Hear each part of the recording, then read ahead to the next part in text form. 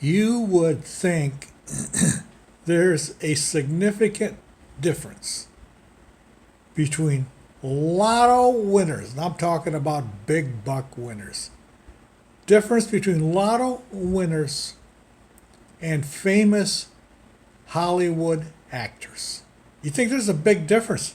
There is no difference between the two. Lotto winners get all that money, and you watch show after show, they go broke in 3 to 7 years. They just blow through the money because every dollar spent reduces their pile. And they spend extravagantly until the pile is gone.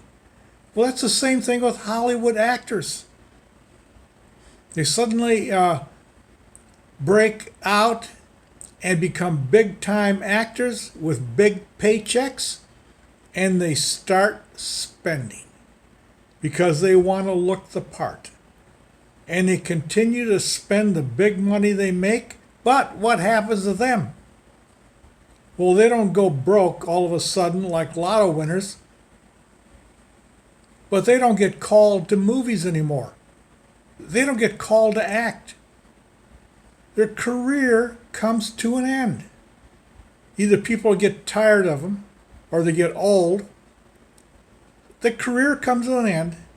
They spent years spending that big money they make and never thinking anything about saving it or investing it, just spend it. Now their career is over. Now they got that mansion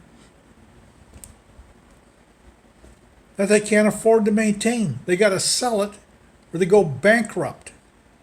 Well, that's why big time Hollywood actors are no different than lotto winners.